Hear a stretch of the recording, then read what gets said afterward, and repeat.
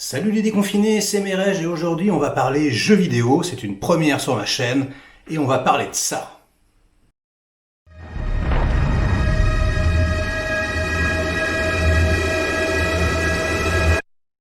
We could have killed you. Maybe you should have.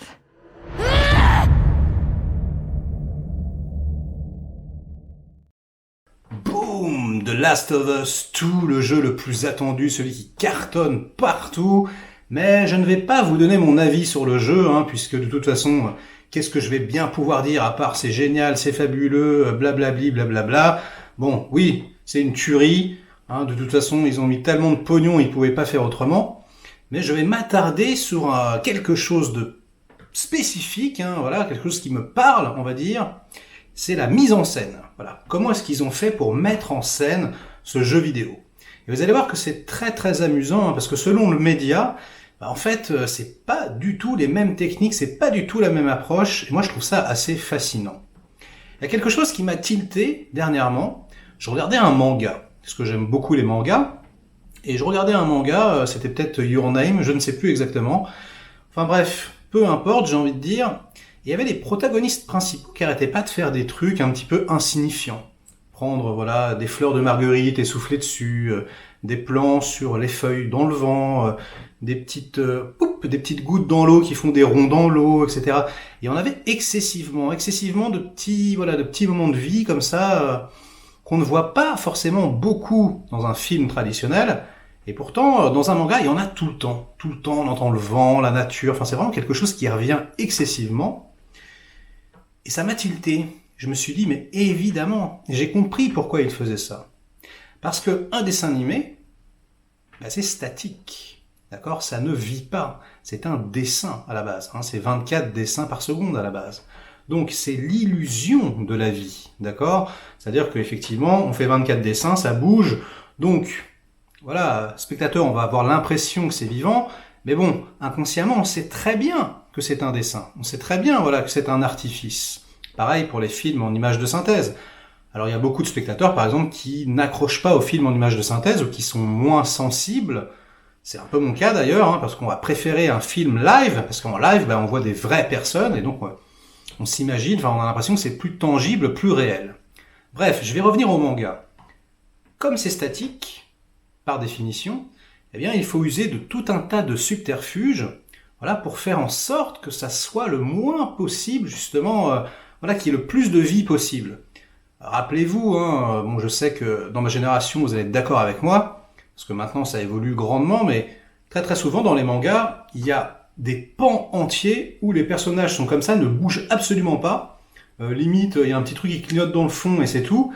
Et puis on a juste les lèvres qui bougent, et ça peut durer très longtemps. Donc vraiment, dans une grosse production, il peut y avoir des mouvements de caméra, des choses faites en synthèse, maintenant même des travelling, etc. C'est quand même assez rare, surtout encore une fois dans les petites productions, mais même dans les grosses productions. En général, quand ils s'amusent à faire un travelling en synthèse, c'est pour une scène d'action, c'est pour quelque chose vraiment d'important. Alors pourquoi est-ce qu'ils rajoutent tous ces petits éléments, ces petites feuilles? C'est parce qu'ils veulent nous rappeler la vie réelle. Ils veulent que nous, spectateurs, on se dise « Ah oui, c'est vrai. Ah oui, dans la vie, il y a du vent. Ah oui, il y a de la pluie. Ah oui, il y a du bruit. » Effectivement, et toutes ces petites choses comme ça qui ont l'air anodines, qui nous rappellent finalement des moments de vie à nous, des petits moments insignifiants, ils en foutent partout. Pic, pic, pic, pic, pic, pic, pic. Comme ça, l'objet statique a l'air beaucoup plus vivant. Voilà. Ça, c'est une première chose. Je voulais partager ça avec vous. Et donc, The Last of Us 2, j'ai été particulièrement surpris de quelque chose. On va parler cinéma, d'abord. Alors, le cinéma, c'est particulier. Le cinéma, c'est la vie en mieux. D'accord? C'est-à-dire que si, comme le théâtre un petit peu, si vous attachez votre chaussure, un lacet de chaussure, par exemple, dans la vie, ça va prendre, 35 secondes, par exemple. Peut-être le temps de faire les 2 lacets, etc. Vous vous trompez, etc. Dans un film, jamais tu auras 35 secondes de prise pour qu'un mec lasse ses chaussures. C'est pas possible. D'ailleurs, c'est très rare de voir un mec lasser ses chaussures, tout simplement. Et on va plus avoir deux mains qui font ça, être un plan, on va comprendre que le mec a lacé sa chaussure, et du coup, bah, il va lasser sa chaussure en 1 seconde, a priori. Donc, pour aller d'un endroit à l'autre, c'est pareil. On va jamais filmer en temps réel, à part, de quelques exceptions. Je pense à Nick of Time de John Badham, par exemple. Bon, pourquoi pas. Mais voilà, ce sont des films assez rares, filmés en temps réel. La plupart du temps, évidemment, il y a des ellipses.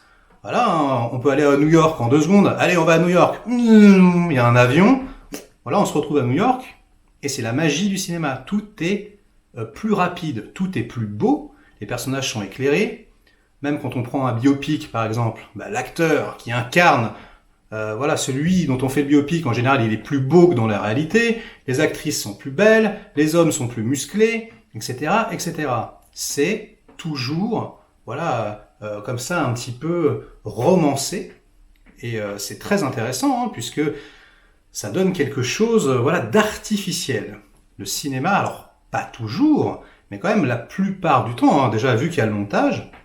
Et puis parfois, ça donne même, voilà, on peut très bien tomber sur un film de Fincher, par exemple, hein, surtout le Fincher version 2, hein, celui qui maintenant est complètement monomaniaque et qui fait tout de façon ultra glacée, par exemple, où chaque mouvement de caméra va correspondre exactement, voilà, à la fin du mouvement d'une main, tac, ça va reprendre exactement, enfin bref, des choses qui sont pas du tout filmables dans la réalité. Et donc on se rend compte que le cinéma, curieusement, comme je le dis souvent, hein, pour donner l'illusion du réel, eh bien, il utilise des artifices qui ne sont complètement pas crédibles. Comme un coup de poing, par exemple, voilà, hein, si vous mettez un coup dans la vie, bah, ça va pas faire de bruit, et dans Rocky, on va entendre voilà, et du coup, bah, on va trouver ça crédible, alors que ça ne l'est absolument pas. D'accord? Et donc, pour résumer, hein, je dirais que le cinéma, la plupart du temps, voilà, c'est la vie un petit peu en glacé, en plus beau, en plus parfait. Voilà, quelque chose comme ça. Et dans un jeu vidéo, donc voilà, on va enfin y arriver à The Last of Us 2, bah, c'est un peu le contraire en fait. Parce que quand vous jouez à un jeu vidéo, bah, le spectateur, il sait très bien que c'est en 3D, il sait très bien que c'est en synthèse, et donc finalement il est peu impressionnable. Il se dit, ouais, bah, c'est facile, hein, il suffit de programmer, et puis voilà, ça fait des tours, ça fait des 360, on va dans l'espace, machin, etc. Donc on est un petit peu blasé. En plus, la plupart du temps, c'est moins bien fait que, je sais pas, une grosse production Pixar, etc. Donc, voilà, on sent que c'est pas vrai. Enfin, je veux dire, ça reste du jeu vidéo, hein, quand même. Et là où j'ai trouvé ça extrêmement intéressant dans The Last of Us 2, et ça m'a vraiment marqué, c'est que bah, ils ont essayé, justement, de revenir à la réalité. C'est-à-dire qu'au lieu de partir dans des trucs complètement extravagants avec des mouvements de caméra de malade et blablabla, ben non. Ils ont joué sur les défauts de la réalité. Alors vous verrez, c'est particulièrement dès le début du jeu. Hein, dès le début du jeu, il est là en train de nettoyer sa guitare. Et dans un film, on aurait eu un truc parfait. On aurait eu, voilà, il nettoie sa guitare. Alors que là, pas du tout. Là, on voit les doigts. C'est voilà, comme si c'était une prise ratée un petit peu. Moi, si j'étais réal, par exemple, et que j'avais shooté cette prise là où il nettoie sa guitare, j'aurais fait non, refais-le, c'est pas assez bien. Parce que voilà, les doigts dérapent, etc. Et donc, j'ai remarqué ça. Ensuite, il est à la porte, et c'est pareil, il va pour attraper la poignée de la porte, et au lieu, comme dans un film, hein, dans un film tout est parfait, au lieu d'attraper la poignée et de fermer la porte, non, il hésite. On voit qu'il y a des petites feintes, comme si, encore une fois, c'était une prise un petit peu ratée. Donc ce qui est très très particulier, parce que dans un film, on n'aurait pas du tout laissé passer ça, alors que là, ils s'amusent vraiment justement en fait, à nous manipuler. Ils nous disent, regardez les personnages en synthèse, ils hésitent, ils se trompent, ils sont pas assurés. Et donc, ils sont vivants. D'une certaine façon, c'est pour que, voilà, notre cerveau fasse, putain mais, qu'est-ce qui se passe? Pourquoi est-ce que ça a l'air aussi vrai? Eh bien voilà, parce que ce n'est pas parfait. Les mouvements des personnages ne sont pas parfaits, etc., etc.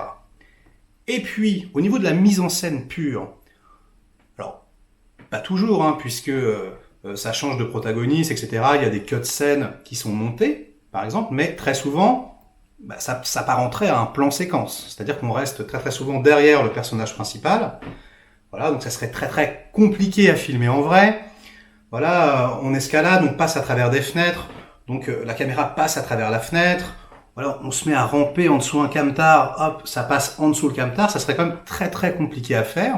Donc ça c'est une sorte de caméra dynamique, ce serait un petit peu à l'épaule comme ça, je sais pas comment on pourrait faire, mais en tout cas, le cadreur, vraiment il en chierait vraiment beaucoup. Et donc ça c'est terriblement spectaculaire, mais ça fait jeu vidéo, hein. Donc c'est spectaculaire comme un jeu vidéo classique. Et puis bon, voilà, plan séquence comme un jeu vidéo classique. Mais en revanche, les cutscenes, c'est-à-dire voilà, hein, toute l'histoire, quand on a deux personnages qui parlent, ben, vous remarquerez que c'est ultra simple. Mais quand je vous dis ultra simple, c'est vraiment le b.a.-ba, c'est vraiment chant contre chant, et c'est tout. Et c'est tout. Et vraiment, ils coupent que quand il y a un personnage qui se lève, etc. Ils vont pas te faire, voilà, un 50 plans, c'est un mec qui lit un bouquin, Vraiment, on a 2-3 plans. Et pourquoi ils font ça? Encore une fois, pour vous dire, on n'est pas dans un jeu vidéo, les gars. Non, non, non. Là, on est dans la réalité. C'est cinématographique ce qu'on vous donne. Voilà. Et donc, au lieu, comme je disais, de multiplier les plans farfelus, non. On fait bing, bing. Et vraiment, de cette façon, on donne l'illusion du réel. Voilà. C'est tout ce que je voulais partager sur ce jeu.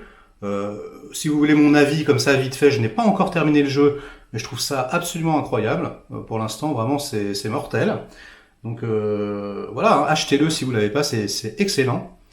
Et je trouve ça très très intéressant de comparer voilà la mise en scène de tous les médias existants. Donc j'espère que cette vidéo vous aura intéressé.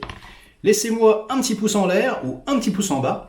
Inondez-moi de commentaires, voilà, pour parler. Ce qui m'intéresse là précisément, c'est des défauts, voilà, des hésitations, tout ce que vous avez pu remarquer à l'intérieur, voilà, du jeu, qui bug un peu, qui accroche un peu, et finalement, qui nous donne l'illusion du réel. Allez, ciao les petits déconfinés. Moi je vous dis à très vite pour une prochaine vidéo.